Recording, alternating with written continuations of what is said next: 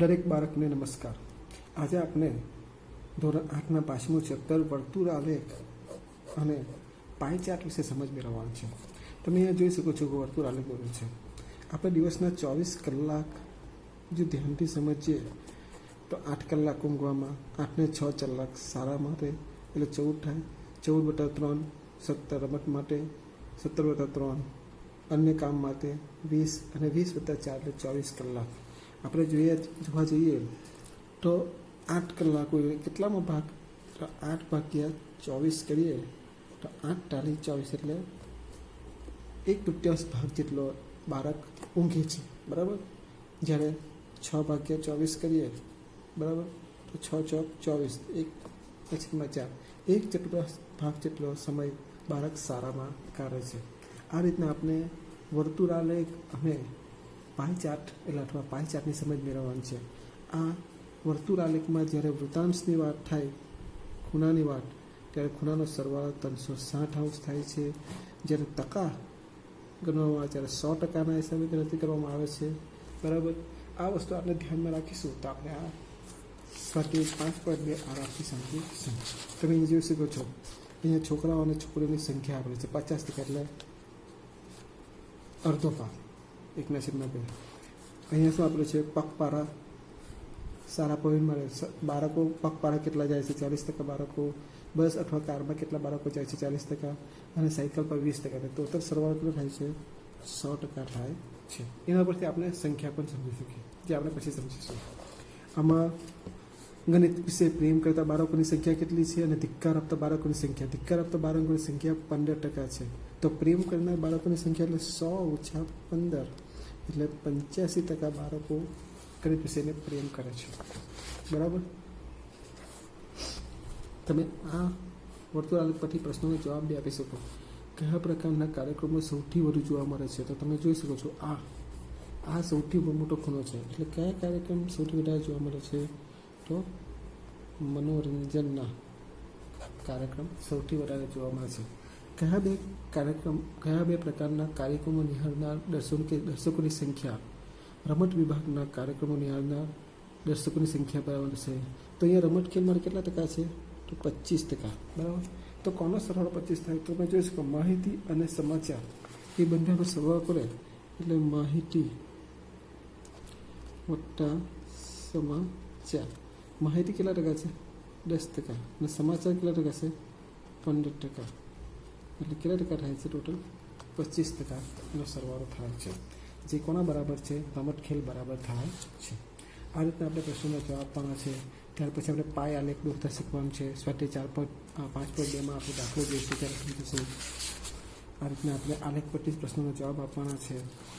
આ 360° ખૂણા હોય, કેન્દ્ર પાસેનો ખૂણો, ત્યાર પછી શબ્દ રચના દ્વારા આપણે કેટલા ખૂણાનું માપ થાય છે તે સમજવાનું છે દાખલામાં. આ આલેખ દોરો વધુ યોગ્ય છે આ 3 માટે. તો આ તમે જોઈ શકો છો. આના માટે આપણે કયો આલેખ દોરી શકીએ? તો લંબ આલેખ દોરી શકાય છે. તમે આ રીતના માહિતી પરથી કહી શકો લંબ આલેખ દોરે તો વધારે સારું રહેશે. આમાં આપણે જોઈએ તો આમાં વર્તુળ આલેખ કે પાઈ ચાર્ટ દ્વારા સમજાવી શકાય. અને 120ની ટોટલ સંખ્યા પ્રમાણે આપણે ખૂણાની રચના કરવાની છે. આમાં આપણે સ્તંભ આલેખ દોરીને વધારે સારી રીતના સમજાવી શકાય છે. સ્તંભ આલેખથી આપણે વધારે સારી રીતના સમજાવી શકીએ છીએ, બરાબર. હવે પ્રશ્ન 1, સ્વાધ્યાય 5.2નો પ્રશ્ન 1 આપણે સમજીએ તો આપણે સમજ પડશે કે આપણે એ પ્રકારના દાખલા ગણવાના છે જેમાં વર્તુળ આલેખ પરથી કે આપણે પાઈ ચાર્ટ પરથી પ્રશ્નોના જવાબ આપવાના છે. સ્વાધ્યાય 5.2 પ્રશ્ન 1, એક શહેરના યુવા વર્ગને ગમતા વિવિધ પ્રકારના સંગીત વિશે એક મોજણી કરવામાં આવી. સર્વે મોજણી એટલે બાજુમાં દર્શાવેલ વર્તુળ આલેખ પાઈ ચાર્ટ મુજબ તેના પરિણામો મળ્યા હતા. આ વર્તુળ આલેખ પાઈ ચાર્ટની મદદથી નીચેના પ્રશ્નોના જવાબ આપો. હવે પહેલો પ્રશ્ન છે, જો 20 યુવાનો શાસ્ત્રીય સંગીત પસંદ કરે તો કેટલા યુવાનોની મોજણી કરવામાં આવી? બરાબર. અહીં આપણે પહેલા પ્રશ્નનો જવાબ આપીએ તો 20 યુવાનો શાસ્ત્રીય સંગીત પસંદ કરે તો કેટલા યુવાનોની મોજણી કરવામાં આવે? હવે શાસ્ત્રીય સંગીત પહેલાં તો આપણે અહીંયા જોઈ શકો કે શાસ્ત્રીય સંગીત કેટલા છે? 10% લોકોને પસંદ છે, બરાબર. એટલે આપણે અહીંયા પદ લખી શકીએ છીએ 10% યુવાનો શાસ્ત્રીય સંગીત પસંદ કરે તો સંખ્યા કેટલી થશે? સંખ્યા અહીં આપેલી છે 20, બરાબર. જો 10% યુવાનો શાસ્ત્રીય સંગીત પસંદ કરે તો સંખ્યા કેટલી થશે? 20. એટલે આપણે એ 100% યુવાનો સમજીએ. 100% યુવાનો અહીંયા પદ છે ને પોતાની રીતે તમારે લખવાનું છે. તમે તમારી ભાષામાં આરામથી લખી શકો તે રીતના જ લખી શકો. શાસ્ત્રીય સંગીત પસંદ કરે તો સંખ્યા બરાબર કેટલી? બરાબર. 10% યુવાનો શાસ્ત્રીય સંગીત પસંદ કરે તો સંખ્યા 20. અહીંયા 20 આપેલી છે અને 10% કોષ્ટકમાં છે, અહીંયા સંખ્યા 20 આપેલી છે. 100% યુવાનો શાસ્ત્રીય સંગીત પસંદ કરે તો સંખ્યા કેટલી? હવે આપણે કુલ સંખ્યા શોધી શકીએ આના દ્વારા. અહીંયા 20 અને 100નો શું થશે?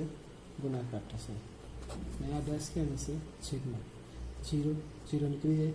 એટલે આપણે જોવા જઈએ તો 20 × 10 એટલે કુલ સંખ્યા કેટલી થશે? 200. એટલે 200 યુવાનોની મોજણી કરી હતી. હવે એક વસ્તુ ખબર પડશે કે આ ટોટલ સરવાળો કેટલો થાય છે?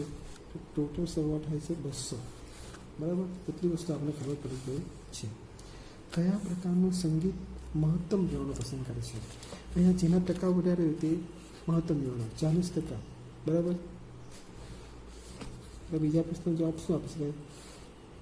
40% યુવાનો હળવું સંગીત પસંદ કરે છે. 40% યુવાનો હળવું સંગીત પસંદ કરે છે. પછી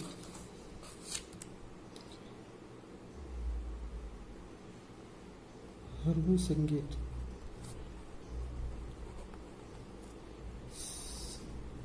સૌથી મહત્તમ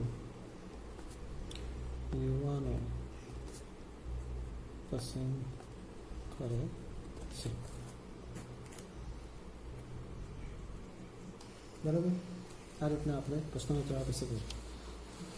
જો કોઈ કેસેટ કંપની આ સંગીતની 1000 CD તૈયાર કરે તો દરેક પ્રકારના સંગીત માટે કેટલી CD તૈયાર થશે? હવે અહીંયા કેવું છે? અહીંયા 10%, 30%, 40%, 20%. એના માટે આપણે ટોટલ સરવાળો કેટલા આપેલો છે? 1000 આપેલો છે. એમાં ટોટલ સરવાળો કેટલા આપેલો છે? 1000 CD. તો દરેકના ભાગમાં કેટલી તૈયાર થશે? બરાબર. આપણે પદ એવી રીતના લખીશું જેના દ્વારા આપણે સરળતાથી સમજ કરી શકાય. 1000 CD તૈયાર કરવાની છે. કઈ CD? 1000 CD તૈયાર કરવી છે. હવે દરેક પહેલાં આપણે હળવું સંગીત માટે 100% CD હળવું સંગીત માટે હોય તો કેટલી સંખ્યા થશે? 1000. આપણે ત્યાં કેટલી છે હળવું સંગીત માટે? 40% CD હળવું સંગીત માટે હોય તો કેટલા? બરાબર. અહીંયા 1000, અહીંયા 40/100, 0 0 નીકળી જશે. અહીંયા ગુણાકાર તો આપણે 0 0 કાઢી શકીએ. 10 × 40 એટલે 400 CD કોના માટે જશે? હળવું સંગીત માટે. આ તો હળવું સંગીતની વાત થઈ ગઈ. એના માટે કેટલી આવી સંખ્યા? એ સંખ્યા આવી 400, બરાબર. ત્યાર પછી આપણે બીજી એક CD 30% લોકસંગીત 100% સીડી લોક સંગીત માટે હોય તો 1000. બરાબર. આપણા પાસે કેટલી સંખ્યા છે? 30% સીડી લોક સંગીત માટે હોય તો કેટલી? એટલે 30 ગુણ્યા 1000 છેદમાં 100 નીકળી. એટલે 30 ગુણ્યા 10 એટલે કેટલી થશે? 300 લોક સંગીત માટે. બરાબર. એટલે અહીંયા કેટલી આવે? 300 લોક સંગીત માટે આવશે. ત્યાર પછી આપણે જોઈએ તો અર્ધશાસ્ત્રીય સંગીત 100% સીડી અર્ધ શાસ્ત્રીય સંગીત માટે હોય તો 1000. બરાબર. તે રીતના આપણે 20% સીડી અર્ધશાસ્ત્રીય સંગીત માટે હોય તો કેટલી?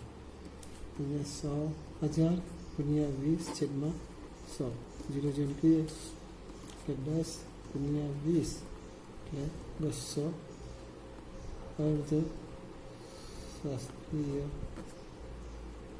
સંગીત માટે. બરાબર. એ કેટલી સંખ્યા આવશે? 200.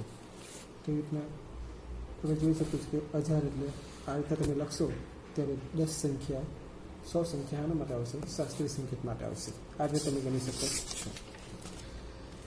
હવે આજે આપણે પ્રશ્ન 2ની તૈયારી કરીએ. 360 લોકોને શિયાળો, ઉનાળો, ચોમાસું એમ 3 ઋતુમાંથી પોતાની પસંદગી કરવી છે. માટે મત આપવા જણાવવામાં આવ્યું. કઈ ઋતુને સૌથી વધુ મત મળ્યા? પહેલાં સવાલનો આપણે જવાબ આપીએ તો તમે જોઈ શકો છો અહીંયા સંખ્યા શિયાળાની ઋતુને સૌથી વધુ મત મળ્યા છે. શિયાળાની ઋતુને સૌથી વધુ 150 મત મળ્યા છે. કેટલા મત મળ્યા છે? સૌથી વધુ 150 મત મળ્યા છે. બીજો, કયા પ્રકારનું દરેક ઋતુમાં વૃત્તાંશ માટે તેના કેન્દ્ર પાસેના ખૂણાનું માપ શોધો. બરાબર. એટલે વૃત્તાંશ માટે ટોટલ સરવાળો કર્યો છે 360°. બરાબર. જ્યારે ખૂણાનું માપ શોધવામાં આવે તો 360° છે. હવે આપણે ખૂણાનું માપ શોધવાનું છે. બરાબર.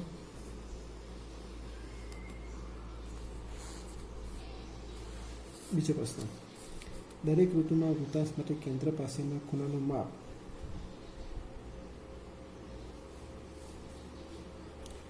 એટલે ઉનાળાની ઋતુ માટે કેન્દ્ર પાસેનો ખૂણો. બરાબર. હવે કેન્દ્ર પાસેનો આપણે ખૂણો શોધવાનો છે. અહીંયા આપણે મતોની સંખ્યા કેટલી આપી છે? 90 આપેલી છે. બરાબર. ને કુલ ખૂણો હંમેશા જ્યારે બી પાઈ ચાર્ટ દોરવામાં આવે ત્યારે 360° છે. કુલ ખૂણો 360° પાઈ ચાર્ટ દોરવામાં આવે છે. એટલે આપણે શું કરીએ તો આનો કુલ સરવાળો કેટલો થાય તે પહેલાં સમજી લઈએ. અહીંયા 90 + 120 0 0 5 ને 7 7 ને 9 100 વધી વધી 1 1 2 ને 360° 360 મતની સંખ્યા થાય છે. એટલે આપણે પર લખી શકીએ 360 મતો માટે કેન્દ્ર પાસેનો ખૂણો બરાબર 360°. આપણી પાસે ઉનાળા ઋતુ માટે કેન્દ્ર પાસેનો ખૂણો માપ શું છે? 90 મોટો છે. કેટલા મોટો છે? 90 મોટો માટે કેન્દ્ર પાસેનો ખૂણો બરાબર કેટલો? તો અહીંયા જોઈએ બેનો ગુણાકાર થાય તો 90 × 360 છેદમાં 360 બરાબર. એટલે કેટલા આવે? 360 નીકળી જાય તો આપણે કેટલો માપ મળે છે? 90 માપ મળે છે. આ તો કોના માટે? ઉનાળાની ઋતુ માટે. તેવી રીતના ચોમાસું 360 મોટો માટે કેન્દ્ર પાસેનો ખૂણો બરાબર 360 અંશ. તો આપણે ચોમાસા માટે 120 મોટો માટે કેન્દ્ર પાસેનો ખૂણો બરાબર કેટલો? અહીંયા આપણે જોઈએ તો 120 × 360 છેદમાં 360 એટલે કેટલા આવે છે? 120 અંશ આવે છે. તેવી રીતના શિયાળો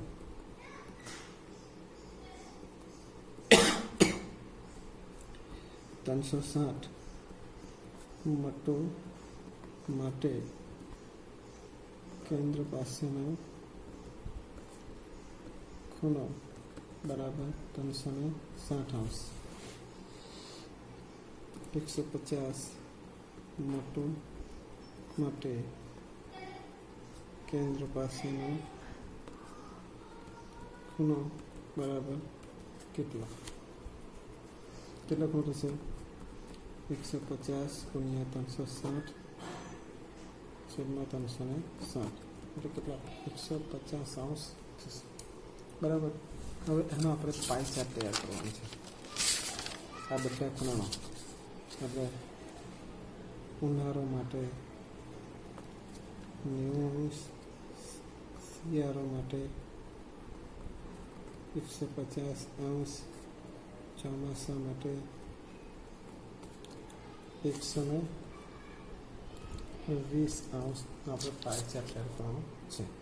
હવે અહીંયા પાઈ ચાર્ટ તૈયાર કરવા માટે જુદા જુદા પ્રકારના સાધનો ઉપયોગ તો તમને સહી લાગે તમે પરિકરનો બી ઉપયોગ કરી શકો, કાં તો પછી તમારા હાથમાં તમારે કોઈ બંગડી હોય તો બંગડીનો બી તમે ઉપયોગ કરી શકો છો બરાબર. હવે આપણે જોઈએ તો આપણે પહેલે એક પ્રકારની રચના કરીએ. આ રીતના ખૂણો છે બરાબર. અહીંયા આપણે જોઈએ તો ખૂણાની મધ્યમાં બરાબર, ખૂણાની એકદમ મધ્યમાં આપણે 100 જોવા જઈએ. ખૂણાની એકદમ મધ્યમાં આપણે ખૂણો દોરીએ.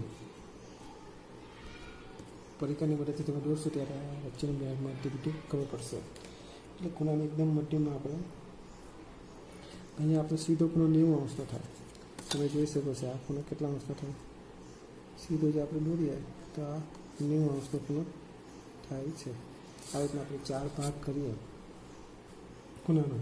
હવે આપણે 90 અંશનો ખૂણો એ ઉનાળા માટે, ઉનાળો એટલે 90 અંશ એટલે આપણે આને આ એક 90 અંશનો ખૂણો તરીકે દર્શાવી શકીએ બરાબર.